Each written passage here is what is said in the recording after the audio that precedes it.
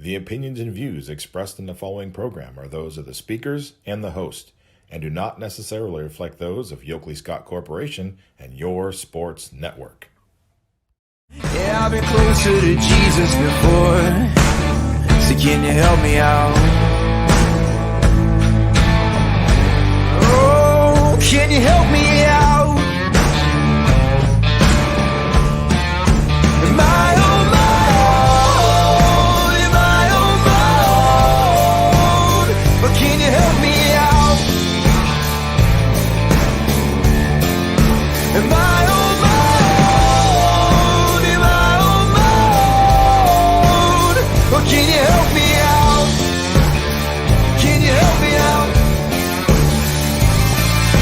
I've been scared to look in my soul.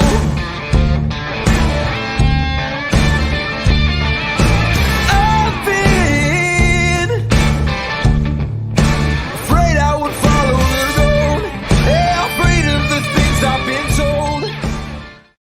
Hello, everybody. Welcome inside a brand new week of Running Point on ysnlive.com. As always, we are brought to you by Greenwood Chevrolet in Austintown. They go the extra mile for you.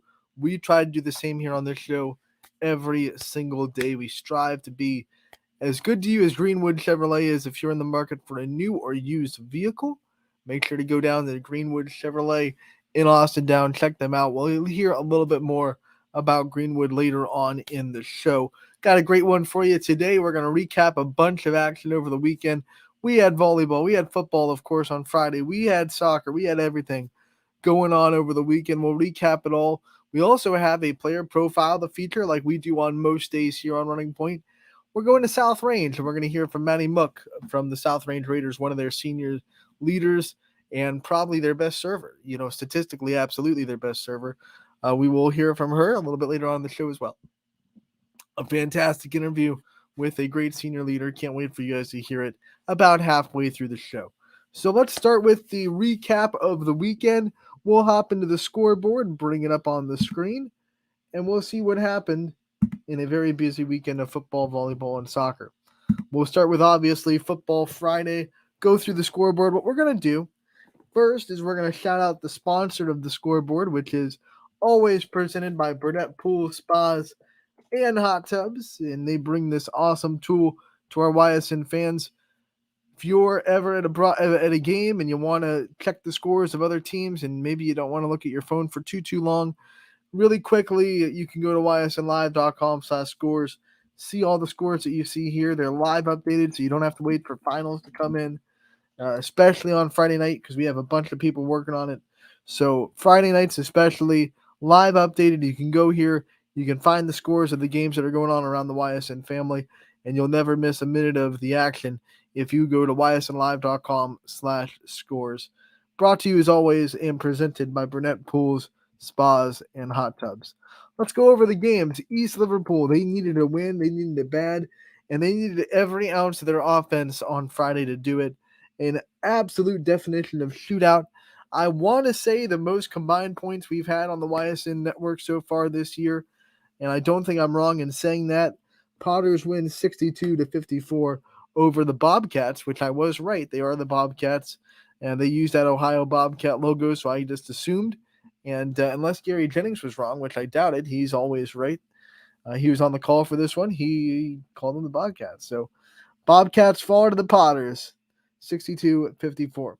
Like we always do with this scoreboard, because the way my computer is weirdly formatted, we'll go through the first three lines, and then we'll scroll over to the last line of scores at the end. So let's just go to Cardinal Mooney. They got the win 38-21 over Boardman. Want to give a shout out to this Boardman team that keeps just working hard. This game was once again one of those competitive ones. It was close for a while. Boardman kept punching back, but at the end of the day, Mooney does too strong, and a really good fourth quarter propelled them to the 38-21 victory over the Spartans. We have Warren Harding beating Cheney 26-7, the final score there. A tough 2 weeks in a row for the Cowboys. They'll try to bounce back in week 7. How about Crestview? They're on a roll. this Brookfield team came in hot. They were winning, and they were winning emphatically. Whether it be high emotion or just domination, either way, Brookfield was winning with style for sure. So they come in and they have a home game against Crestview, the road team, and the Rebels starting to put some things together after getting their first win last week. They come back this week. They get the win over Brookfield, 42-26, the final score there. This one was close for a while. In fact, we had some internet issues in the first couple minutes of the game. We came to it on the Audible call with Mike Ackelson on Friday nights. When we came into the game, we finally got into it. It was 26-21. Back and forth, but then Crestview just found another gear late in the game, and they turned it into a runaway, 42-26. Final score there. How about East? A huge win over Dawn Community. This team is out of Cincinnati. Man, I feel bad. They came all the way to Cincinnati to get their butts beat by Youngstown East. A big win for the Bears. 48-14 final score. No chance for Dawn Academy out of Cincinnati. Let's go to Southern Local. They saw what East Palestine was doing last week against Valley Christian. They weren't going to let the Bulldogs sneak up on them. This was Southern from the start, 42-7. I will, though, say that in this game, twice, we saw in the audible call, East Palestine have just so unfortunate luck. A ball, they're driving down in the red zone. Pass is really, it's a really good pass on the money. The wide receiver gets just drilled, and the ball pops up in the air, and some local kid runs it back for a touchdown. It's like, well, that's just bad. Like when you're already having a struggling program trying to find some footing, and then stuff like that happens to you, you're just like, I mean, come on. The football universe is just not on your side, because they were driving, they were finding a little holes in the Southern Local defense. I don't think it was enough to overcome the way Southern Local was playing. But if some of those things don't turn against East Palestine in the luck category or the fortune category, whatever you want to put it, then maybe this game's a little bit closer than 42-7. I think if you watch it, you kind of realize that, okay, East Palestine was still able to be pretty competitive for the most part. But Southern Local was not messing around. They took advantage of everything that they were given. Every little mistake East Palestine made, Southern Local was all over it, and they win 42-7 over the Bulldogs. I'm telling you, though, I said it last week, this Bulldogs team, different than the East Palestine you may know from the last 5 or 6 years. Jackson Milton, they were brought back down to earth a little bit. Springfield gets the win 35-10. They shut out, no, they don't shut out, but they shut down the high-powered Jackson Milton offense that had been doing whatever they wanted for the last several weeks. Springfield playing really well ever since that 7-point loss to Geneva in week 3. And, they're coming into a matchup with Western Reserve this week that's going to have a lot on the line. Going to be a big one coming up for the Tigers. But they get this one 35-10 over the Blue Jays. Don't want to say too much. I mean, what can you say? Kirtland is Kirtland, and they proved it 55-0. It probably could have been a lot more. Kirtland is just a class of Division 6 and one of the big classes of this high school football. If you know Ohio high school football at all, you know the name Kirtland. You know what they're all about. They get the win over Grand Valley, 55-0. Final score there. Madison, outlasted Lakeside in a very offensive game, 42-20. The final score there. Madison beats the Dragons at home. Latonia puts up a fight for a little bit, but Columbiana finds an offensive groove, finds that wind, and just runs with it. The most points Latonia scored all season, I believe, is all for naught because Columbiana's offense was just unstoppable, 56-27, the final score there, which is unfortunate because really there had been really big flashes of the Bears playing good defense this year. We saw them shut out Valley Christian for a whole quarter.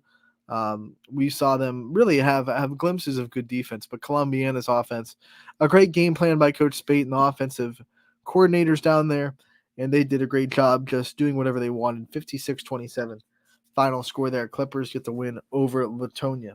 McDonald got a huge performance from Mr. Zajac. Drew Zajac gets the big game. McDonald gets the big win. A much needed just take care of business victory for McDonald. 42-12. Final score over Waterloo. They go on the road. They get the win.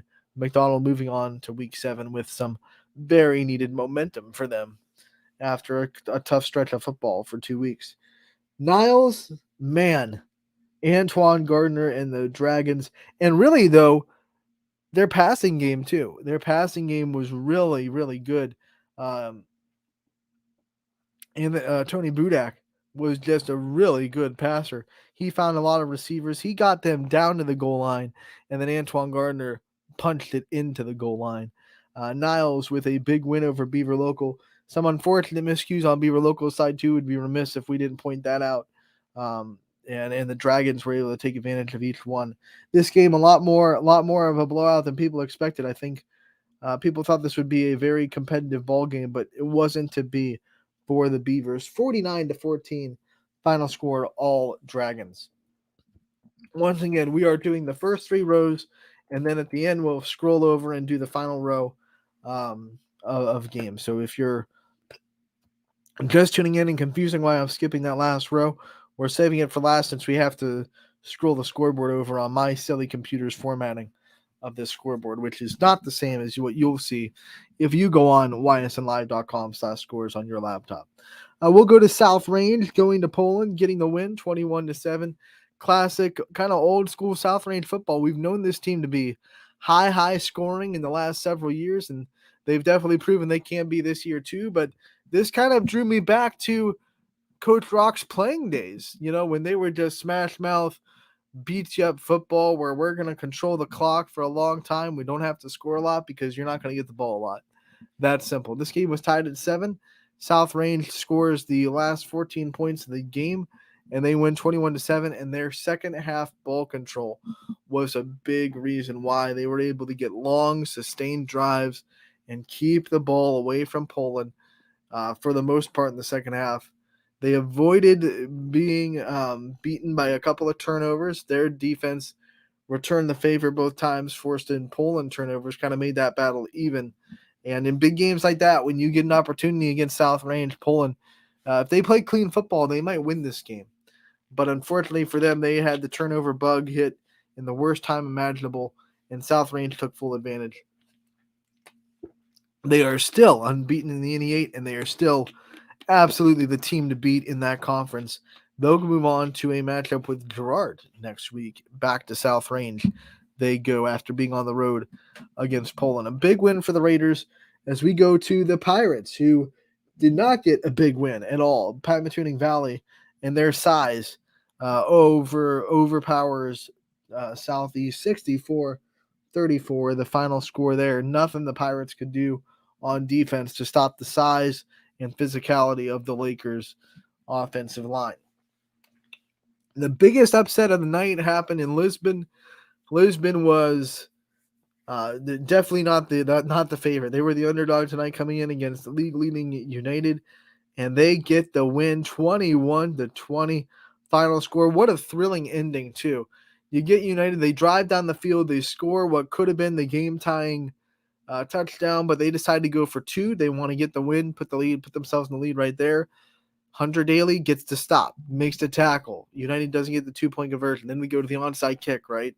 Which is hard to do at the big levels of football. It's even harder to do at the high school level because they have a little bit of extra rules in place to protect player safety. And there's a couple of things that you can do in the NFL and in college that you can't do on onside kicks for high school.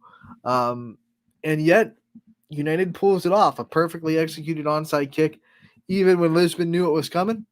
They recover it, they get the ball back, and then, even after all that, the same guy, Hunter Daly, that made the stop in the 2-point conversion, gets the game-sealing interception of United and seals the deal for Lisbon. They escape, and they complete the upset bid over United. A big win for the Blue Devils, 21-20. They will ride that momentum into another big game with another big Eagles team, Valley Christian, coming next week for Lisbon. Can they pull off 2 upsets in a row? If they do that, if Lisbon follows up this United win with a win over Valley Christian, then that is a giant monkey wrench just tossed into the engine of the EOAC.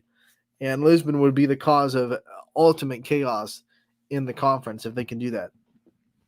Obviously, now United becomes Lisbon's biggest fan because the more wins Lisbon gets, um, the more off that loss gets. The more understandable, I guess you could say, that loss gets. You're not going to get any points. A loss is 0 points for that in the computer polls. But you start to feel a little bit better about yourself if Lisbon goes and proves it in the next couple of weeks. Speaking about Valley Christian, they had no trouble against Wellsville. You kind of knew this was going to be a game where the Eagles were going to be, tightened up and very focused after, having the struggle against East Palestine, having to escape East Palestine a week ago. They go into a game against Wellsville. They have all the focus in the world. They win 53-13, final score there. How about Canfield? After a tough start to the season, they have 2 wins in a row against 2 very good football teams. Dover pushed them to the limit, but their defense and their clutch scoring comes through. Canfield gets the win over Dover, 17-13. The Red Tornadoes still can't get revenge on the Cardinals. They have been living a Cardinal nightmare the last couple years, and they thought this was the year they could sneak in a win. Maybe the Cardinals look a little bit down. We can come in, we can get a win, and man, Canfield just put their foot down and said, absolutely not tonight. We're going to get this win, 17-13, final score there. Big one in the NE8s, and it was all Struthers. They did not lose any momentum after the tough loss last week to South Range. They go in, they beat Hubbard pretty handedly, 41-14. The Wildcats all over Hubbard in Struthers. We go to Camel, who, man, this was one of those games that you kind of saw it coming. Garfield takes and runs with it. Final score 61-0. We watched this game early because we knew at the audible call this could get ugly pretty quick.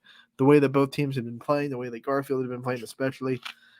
But Camel had the first drive of the game, and they were moving the ball. They had a couple of fourth down conversions early in this drive. They got all the way down to, I think, around the Garfield G-Man 35, maybe the 30. They had one more 4th and 2. They couldn't complete it. They get the turnover on downs, but a really, really long drive that they were moving the ball. And then after that turnover on 4th down in Garfield territory, pretty deep in Garfield territory, the very next play, the G-Men score like this. Running play out to the outside, it bounces to the sideline, all the way to the end zone, touchdown, 7-0 Garfield, and from that point on, it was just a G-Men dominated game. You could see that maybe, games can turn really quick. And even though this is a game, obviously, where Garfield was head and shoulders, just had all the leverage in the world, maybe the game gets a little dicey if Campbell scores in the opening drive, because then you start to put a little bit of pressure on Garfield. They're down 7-0. They haven't been down all year. What do they do to respond to that? You never know. But even in these games that are very, very uncompetitive, I don't know if that's not even a word, but non-competitive, I guess you would say, you can find little moments in a game sometimes, most times, where it could have turned the other way. Like it could have gotten competitive. It could have been something different. I thought that first drive was a golden opportunity for Camel to put some pressure on Garfield. Like I said, they were moving the ball. Before that 4th down that they missed, they had converted on a couple of 4th downs already. So they were moving. They were being aggressive. They were extending drives. They got all the way down to Garfield's 30-ish. And then they just couldn't complete the last 4th and 2. And then the very next play, it's a touchdown. They're down 7-0, and it just felt like that was all Garfield needed to put their foot on Camel for the rest of the night.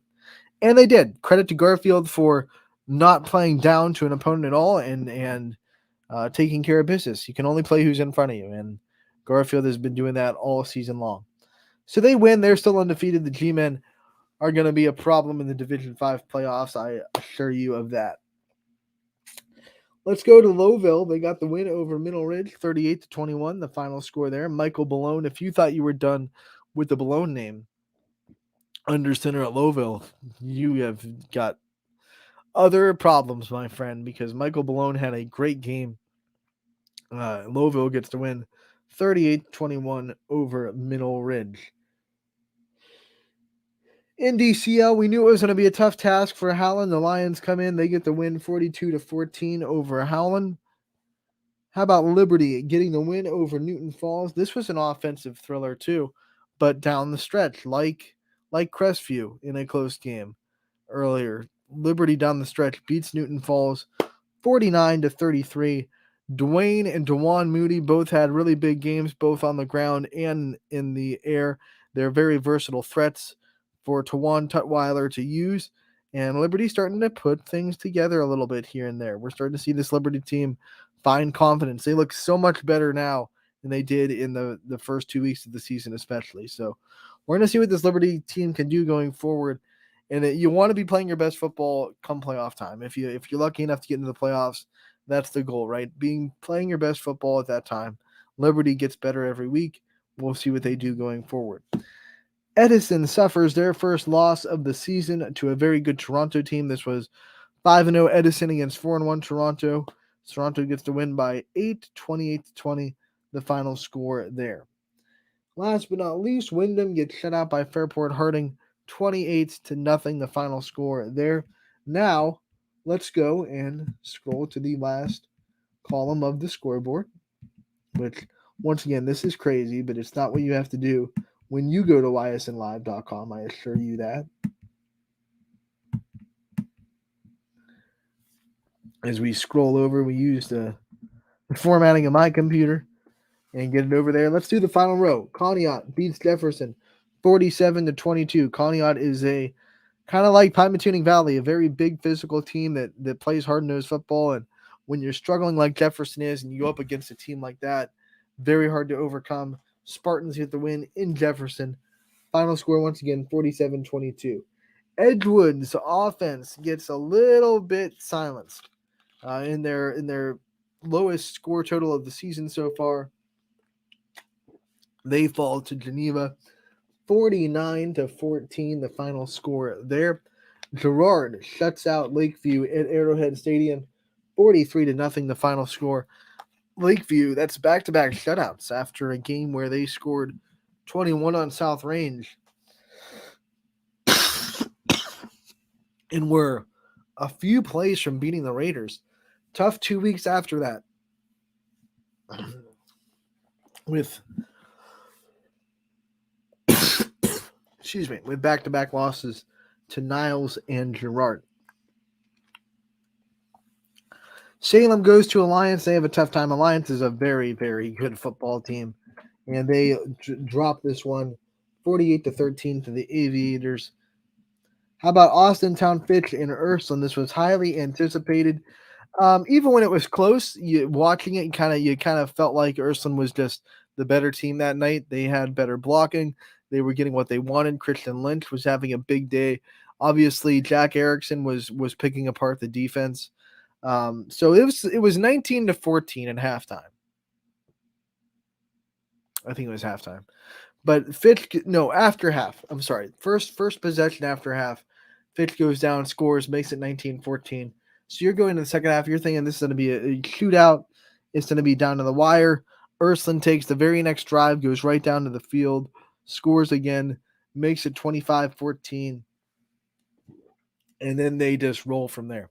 They win 32-14. They stop Fitch's offense from doing anything after that. After that touchdown that made it a 5-point game. Ursuline, this was a statement for the Irish. Like, we are for real. We are legit. We are not going to be pushed around. This was a Fitch team that Ursuline struggled with in the past. And even when they won, it was like they needed crazy heroics to win and beat Fitch. This was a dominating performance by the Irish. So there's something special going on in Youngstown. If you didn't know before, you should know now that this is something that everyone should keep their eye on going on in Ursuline. LeBray all over champion, 28-7, the final score there. Vikings get another win, this time on the road. West Branch, well, they beat a very struggling Minerva team, 70-0. West Branch takes care of business there. They get the win, and they break a couple of records.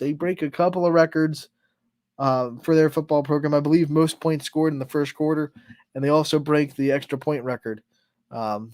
Most extra points kicked in a game by one kicker. So congratulations to West Branch. They are still rolling really, really well, and they'll definitely have a couple of big opponents in that EBC coming up. They have Marlington this week. That's going to be one that we talk about later on in the week when we start to preview Week 7 of football. But Marlington is going to be a very tough opponent for West Branch. And that's the first of a couple in the EBC that you think are going to be ones that you have to watch out for. I'm watching out for the Alliance team. And then even though Salem is really, really struggling, man, you can never count out a rivalry game. That's always dangerous. Last but not least, Orange plays really, really good defense, but still gets shuts out to Chagrin Falls 10-0. The final score, a very rare score from a high school football game. You usually don't see both teams get into a low-scoring affair in high school football anymore, but that's what happened in Chagrin Falls as Orange falls 10-0, the final score there. Let's hop on to Saturday since that finishes our Friday football recap. See what was going on in the middle of the weekend. We'll have a couple of volleyball games, a couple of soccer games as well, and of course the two football games we had going on. Let's start with volleyball up top. It is LeBray getting the win over Liberty. This was a rescheduled game that was postponed earlier in the year because there was a power outage in Liberty, so they had to come back 10:30 a.m. Varsity showed up. It was varsity only, so it wasn't like, you were really out of routine. It was earlier than most starts. They didn't really have a lineup or an anthem. They just kind of got on the court and went. And LeBray took care of business. They had one set that was competitive. The other two were runaways. They win the game in 3 straight sets. Edison falls in 2 to Steubenville. And we have Orange falling in straight sets to Mineral Ridge. That Columbia and Heartland game was not played last night, or I should say Saturday. Warren JFK on the football side, they lose to Mogador 41-7, the final score. And then Western Reserve goes on the road and beats Everett area 31-14, the final score. We talked about Springfield side of this game in Week 7. Western Reserve playing very good football right now. So they go into Week 7 with high hopes against the Tigers. It's going to be a very good one that we're going to be talking about for the rest of the week. Girls soccer action. We had Hoban. They were beaten by Massillon Jackson. The Polar Bears get the edge over the Knights 3-2, the final score there. We also have Orange playing Hubbard, and it was a 3-2 win for the Eagles. They barely get past Orange. Canfield girls still undefeated. They win over Ursuline 4-0. Boys soccer, we have Fitch. They beat East Lake North 2-0. And then last but not least, it is Canfield boys getting the win over Norton 4-2, the final score there. So Canfield both hosting different teams on the girls and boys side, and they both get big wins over the weekend. A big one for Canfield girls tonight as they host West Branch. We'll talk about that a little bit later on in the show when we preview the night that is coming up. But that'll do it for our weekend recap. We're going to take a break here on Running Point. When we get back, we have a player profile to get to. We are going to hear the interview with South Range's senior leader, Matty Mook. That's after this break on Running Point, brought to you as always by Greenwood Chevrolet in Austintown. 21 News delivers the news as it happens, using the latest technology from where it happens. Live here outside the Mahoney County. On air, online, Wednesday afternoon weather update. Very dangerous. and on the 21 News social media platforms. I'm on the road right now. 21 News, the Valley's only locally owned source for trusted news since 1953. Craftsmanship to us is 60 years of pride and dedication.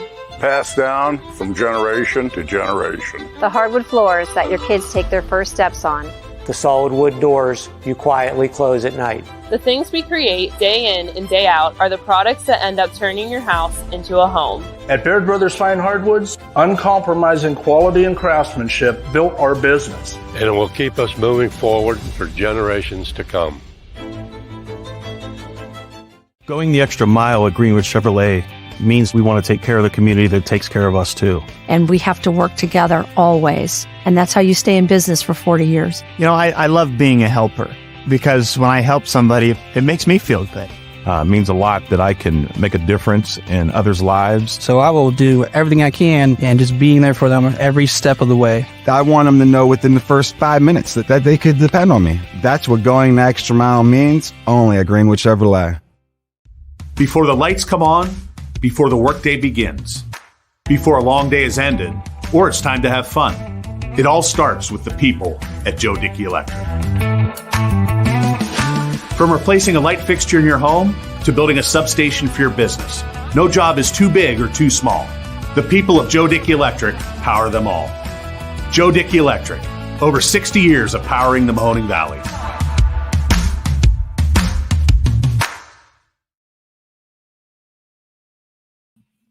Welcome back to Running Point on ysnlive.com. As always, we are brought to you by Greenwood Chevrolet in Austintown. They go the extra mile for you.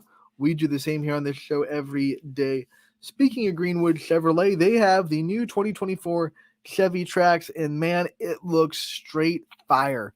I'll tell you that. Don't miss your chance to reserve a Chevy Trax. Visit them online or stop into the showroom today and test drive the all-new 2024 Chevy Trax. Greenwood Chevrolet is the exclusive place where you can test drive that vehicle. Make sure to do it. It looks amazing. They just posted a picture over the weekend of their red model. They're like, it wasn't like your normal Chiefs cherry red. It was like a almost burgundy, in between red and burgundy. I don't know what the shade is. I'm not good at describing colors, but it looks very awesome. So make sure to test drive the 2024 Chevy Trax only at Greenwood Chevrolet in Austintown. Once again, visit them online to set up an appointment, reserve it, or head on down to the showroom and reserve your test drive today of the 2024 Chevy Trax at Greenwood Chevrolet in Austintown. We have a player profile to get to, like we try to do every day here on Running Point. We're going to play an interview with South Range senior leader Maddie Mook, outside hitter this season, having statistically her best season of her career. Let's hear what Maddie had to say in her player profile for South Range Volleyball. Anthony Harwig here with a South Range Volleyball player profile. I'm joined by Maddie Mook. Maddie, thank you so much for taking the time to join us today. Yeah, thank you so much for having me. This South Range team this year, we talked to Coach Irons before the season started, and he said it felt like you guys were more hungry to get South Range back to where they've been. And from your perspective, do you feel that? Do you feel this kind of hunger and drive to get this volleyball program a little bit back on track? Yeah, definitely. I feel like we have a lot of girls who, do really want to get this volleyball program back, and we are all very hungry for, a top spot in the league. For you personally, what is that drive? What is different about this year, this offseason that really makes you want to drive to be the best player you can be for this team? Yeah, it's my senior year. I want to leave everything on the court and just give it my all. And yeah. Senior season, which means it's your time to lead. It's your time to, put the responsibilities on your shoulders and to lead this team. How have you handled kind of the added responsibilities that senior years can bring? I think I've handled it well. I try to always be like a good role model for the younger girls that are, below me and that I know look up to me. And I think I handle it pretty well. You said it. Now girls look up to you. You're in a role where South Range little volleyball players look and they want to be in your shoes when they grow up because you're the varsity volleyball player that's getting all these stats. Talk about what that's like to kind of be a role model and to have these little girls in the community look up to you now when you were in that spot not too long ago. Yeah, it's a surreal feeling because I do remember being in that spot when I was younger and being like, wow, I want to be just like her when I grow up. And it's a great feeling to be able to be a role model for those younger girls. Let's rewind. When you were in that spot, who were you watching? Who were your role models? Who were the Raiders that you wanted to be like? I definitely say my freshman year, I definitely wanted to be like Izzy Lamparty. She was just insane, and she was just a great athlete, and she was a good person too. She was always really nice to all of us. So she was someone that I was definitely like starstruck by. Well, who wouldn't want to be like Izzy? Right. Right. Because it ain't no party like Izzy Lamb party. Let's go. Maddie, let's talk about your senior year, the emotions that senior year can bring. It's the last time you're doing a lot of things. Your last first game, eventually it'll be your last home game, last time playing this opponent, et cetera, et cetera. How have you handled all the emotions that come with senior year? I think I've handled it well, but it's definitely a very bittersweet feeling, like I'm excited to be like experiencing all these, but it's also kind of sad because it is, your last first game, your last home game, and then your last game. Do you think it's sunken in yet that it's senior year, or have you kept that reality kind of off to the side? I think I definitely tried to keep it off to the side, but it has at this point sunken in for sure. No one knows yourself better than you. So how do you think you're going to handle senior night when the reality hits you in the face that this is your senior night, it's your last year, and you can't deny it anymore? Yeah, it's definitely going to get to me. I do see myself being pretty emotional that night. It'll be a very emotional night. You've been able to give that night to seniors. So let's talk about the underclassmen now that you're the senior that gets all the praise during senior nights. What do you think? Obviously, this freshman class that came in, it's all about volleyball for them. They're club players. They're bringing a lot of excitement into this program. From your eyes as a leader, as a senior, what has it been like to see some of these freshmen, some of these underclassmen step up into this volleyball program and shine on the varsity floor? Oh, I just love to see it. I love to see the younger girls get in. I know how exciting it was because I was in that position, and they really are a great group. I feel lucky as a senior to have such a great underclassmen group below me. One of the things watching your volleyball career, you've been put in different spots on the floor. You're at outside this year. We've seen you at right side. We've seen you at a bunch of different spots throughout your career. What's that been like kind of transitioning to whatever the team needs, whatever the year kind of demands? It's been good. I'm just happy to be, wherever Coach Irons needs to put me, like I will go there and do whatever's best for the team. What do you think made it easy to have that mentality? Because some players, are locked into the idea that they want to be this position and if a coach tells them they're going to be somewhere else, it kind of throws off their rhythm, but you have never done that. So what do you think gives you that mentality that you can really do whatever the team needs you to do? I think it's just looking at, what's best for the team and what the team needs at that time. And just knowing that no matter where I am, that I just need to believe in myself and that I will do good wherever they need me to be.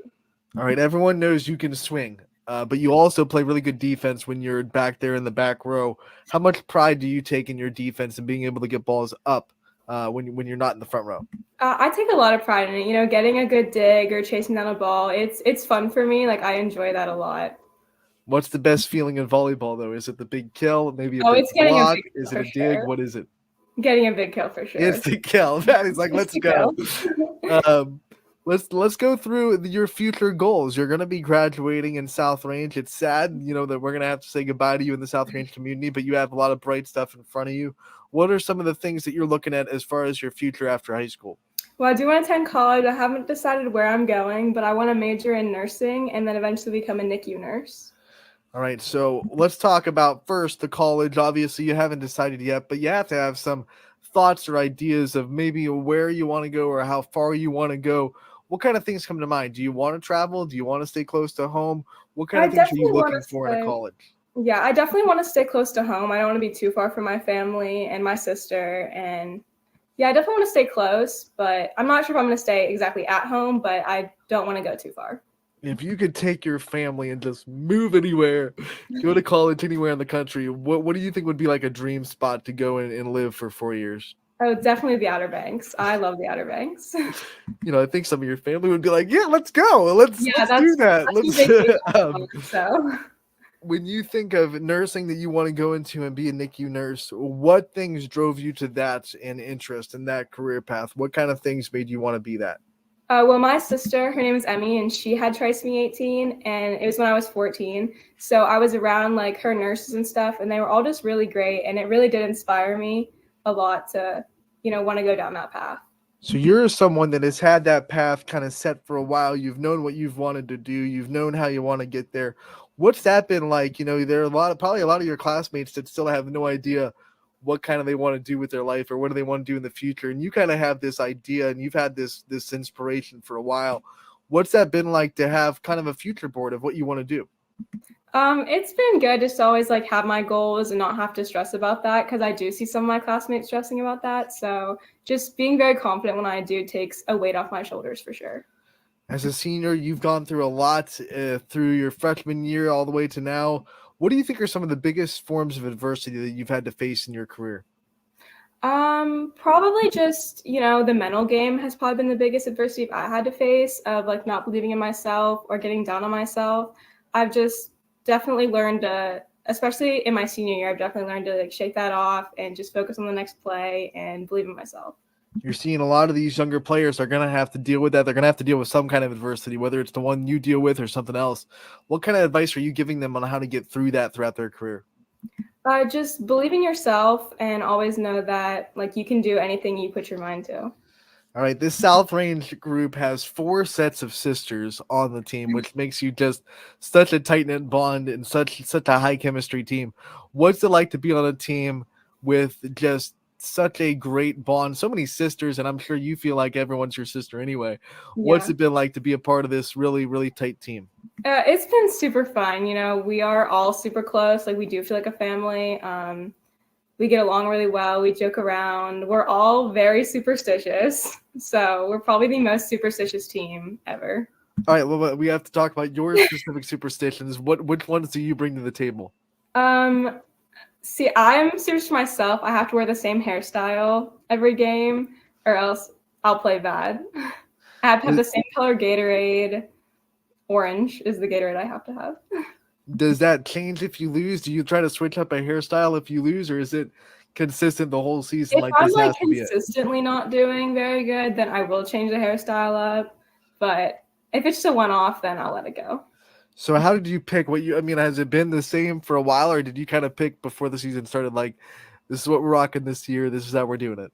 Yeah, usually it's different every year. This year it's a fishtail braid is what it's been, and it's been working pretty well for me. So now the most important question is, who do you trust to do the hair for you, since it's such a big asset in your game? I do my own hair. I don't trust anybody. I'm doing it myself. What are some other superstitions that this team has? We have to high five in order. Whenever we're at the net, we always have to high five in order. And if someone tries to go out of order, you will literally hear us like scream, like, stop, no, like, don't. So there are consequences. There are consequences if you break that superstition. Yeah. Who do you think is the most superstitious person on the team? I would have to say Ella Crumwalker is probably the most superstitious. She's really superstitious about the high fives in the order that we high five in.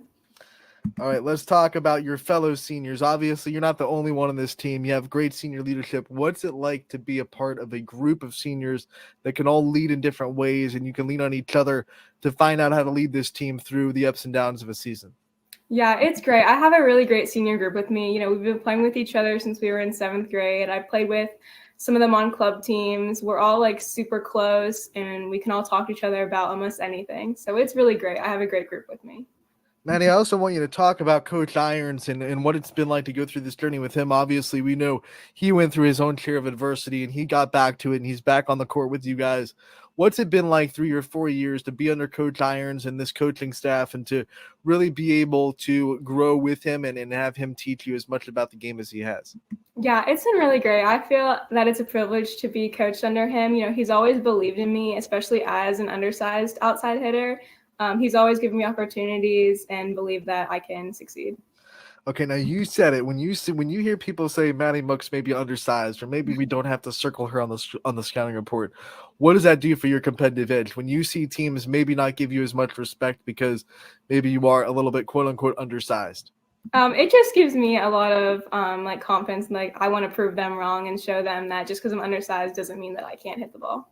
All right, and then I also want to talk about your setters, because you've been working so well with them. You run that 6-2 offense with Sarah and Hayden, and it's running really smoothly. We saw you guys on Saturday. It was a balanced offense. You guys have wonderful setters. What's it been like building the relationship and the bond with Sarah and Hayden? It's been really great. Sarah has been my pepper partner since we were in 7th grade.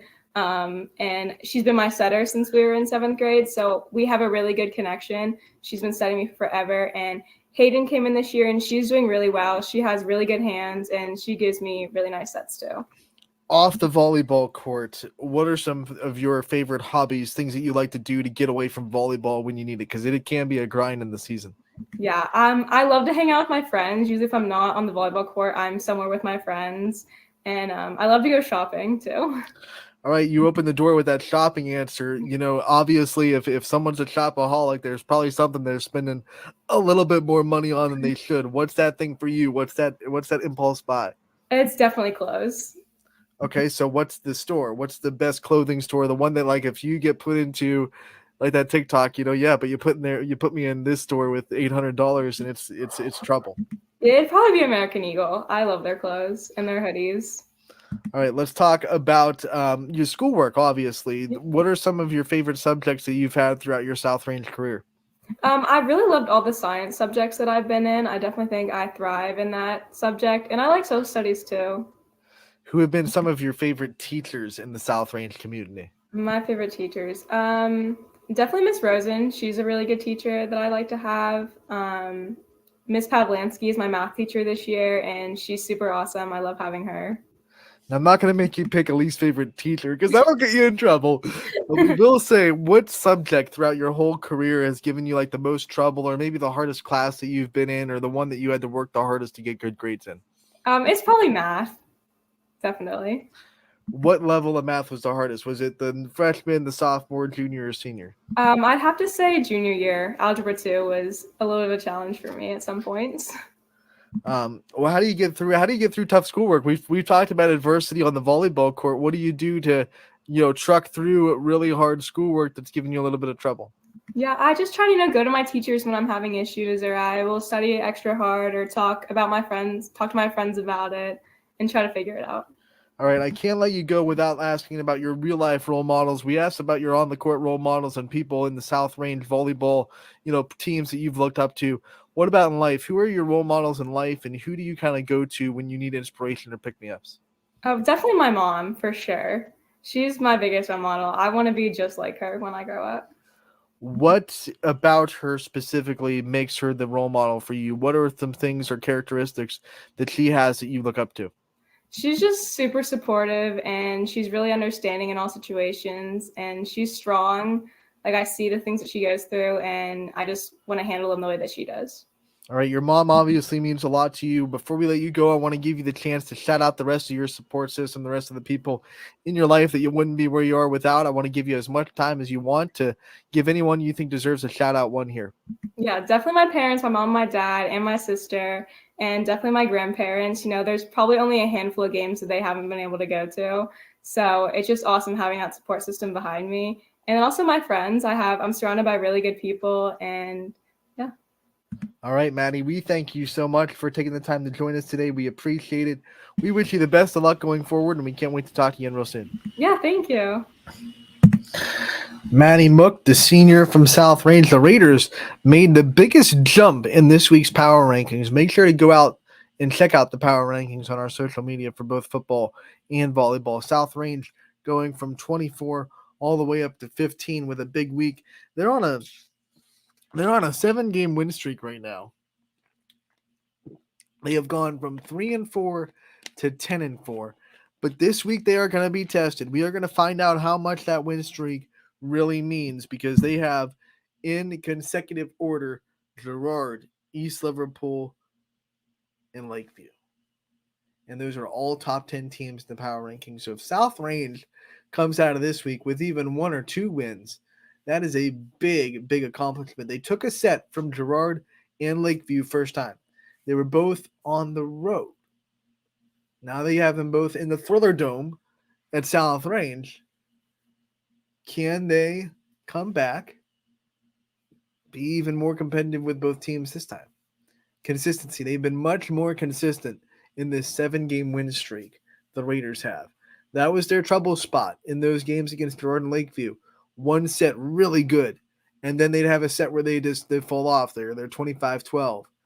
Can the Raiders be consistent in this week of games? If they can, they have a dang good chance to surprise some people and beat some of the big teams in the YSN power rankings. South Range is going to be a problem, especially in a couple years. I'm telling you, that freshman class that's there now, they're an issue. They're going to be an issue when they get older. They're already, some of them are already an issue, but they're all going to be an issue in a couple of years. The South Range team is on the run, but they have a big week ahead, and all those games will be on ysnlive.com. Chris Colucci will be on hand for both their home games against Lakeview and Girard. Girard first, then Lakeview. And I believe on Wednesday, Chris Sigler will be down in East Liverpool for them taking on the Potters on the road. So big week ahead for South Range. All 3 games will be on the network. But let's get to tonight. What's going to be on the network tonight? What's going down? We'll pop back to the Brunette Pool Spas and Hot Tub scoreboard on ysnlive.com/scores, and I scrolled too far. Let's bring up today, which is the 25th, and see what we got going on today, huh? Bunch of volleyball, some big girl soccer as well. As you can see, a lot of games on a Monday. Badger going to Pymatuning Valley. We have Madonna, not the singer, going to Southern. The Urban Scholars will travel to Cheney. Cheney trying to get win number 5 on the year. Hubbard goes to Grand Valley tonight. We have Beaver Local. Sorry about that logo not matching, but Beaver Local will be hosting Harrison Central. Once again, Bloomfield hosting St. John. Boardman goes to East. We have Middle Ridge hosting Cleveland Central Catholic tonight. Columbiana goes to Ursuline. Big one in Fitch. Girard and Fitch. This should be the game of the night. The battle that went Girard's way last year. What way will it go this year between the two? We have LeBray taking on Jackson Milton. Lisbon going to Heartland Christian. We have Mooney hosting Lowville. Lowville's currently in a 3-game winning streak. Can they keep it going on the road in Youngstown? A battle between 2 power ranked teams. McDonald, who's playing really a lot better volleyball the last 5 games or so. They go into Crestview trying to shock the world and hand the Rebels their first loss of the season. Battle of 224 on the volleyball court tonight in Canfield as Poland comes to town. Springfield travels to Brookfield in an inter-MVAC matchup. Struthers goes to Camel tonight, and then Toronto goes to East Palestine. Toronto, not a YSN family school, but I will tell you they are a very, very good volleyball team. So East Palestine will have their hands full tonight against Toronto. We go down to girls soccer. And we have Brookfield taking on Crestview in the MVAC. Brookfield still looking for their first win of the year. Columbiana girls travel to Bristol. Newton Falls goes to Champion. Champion has outscored their opponents by more than 60 goals this season. They've only given up 6 total all year, and they are undefeated, 10-0-0. They'll look to continue that tonight against Newton Falls. Ursuline goes to Salem tonight. Girls soccer. Cardinal Mooney will go to Canton Central Catholic on the road. Boardman goes to Howland in a big AAC matchup between those two. Fitch goes to Warren Harding. We have Conneaut traveling to Struthers. The battle of blue versus red popping up again. East Liverpool battling against Beaver Local tonight.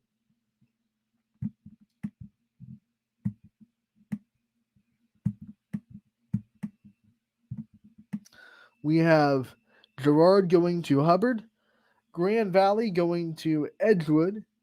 Lakeview going to Niles. And for some reason, I can't scroll to the bottom with the way my computer is still acting up with this format of the scoreboard, which is all on me, all on my computer, not anything to do. There we go. I just got it somehow. I don't know how I did it, but I did it. Last 2 girls games, of course. South Range going to Poland tonight. And then the big one of the night, West Branch and Canfield. Could be a prelude to a big tournament game. Both teams very highly respected both coaches, very highly respected. Phil Simone and Coach Cheryl Fico going to square off. Canfield has had the edge last couple of years. Can the West Branch Warriors end the undefeated season of the Cardinals tonight? Boys soccer matchups tonight. We have Campbell Memorial hosting LeBray. Middle Ridge will host Lordstown. We have Waterloo hosting Jackson Milton. Brookfield traveling to Crestview. Last but not least, Garrettsville Garfield goes to Liberty in boys soccer action. Before we get off the scoreboard, I'm going to take us back to the top and tell you what games will be on the network tonight.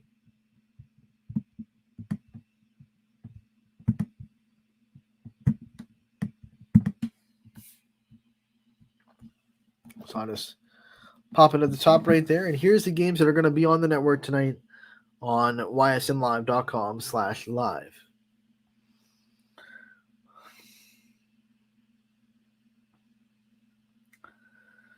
Let's see. We're on Monday the 25th. We are going to have 3 volleyball games on the network tonight. Ty Bartell will be in Austintown Fitch for Girard and Fitch, the big matchup there. Bob Zaney will be in Jackson Milton for LeBray and the Blue Jays. I will be in Crestview for McDonald's Crestview tonight. We have girls soccer on the network. We have 3 games there. Ursuline and Salem. Luke Davis is going to be on the call for that one. CJ Bako will have you covered for Boardman and Howland. And then Gary Burton has you covered for East Liverpool and Beaver Local. Don't worry, though. West Branch and Canfield also covered. Matt Marr will be on the call. So I lied. There are actually 4 girls soccer games on the network tonight. 3 volleyball games. 7 games total. Plus our live shows on Monday. You can find them all on ysnlive.com/live. Our shows will also be put up on Facebook. We have